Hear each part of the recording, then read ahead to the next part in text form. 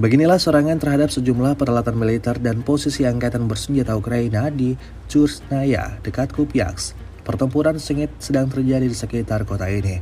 Rekamannya ramai beredar di media sosial Telegram pada Rabu 15 Januari 2025. Sejumlah peralatan militer Ukraina yang beroperasi menjadi sasaran empuk drone Rusia di kawasan ini. Ada lebih dari 5 peralatan militer Ukraina secara brutal dihancurkan oleh drone Rusia.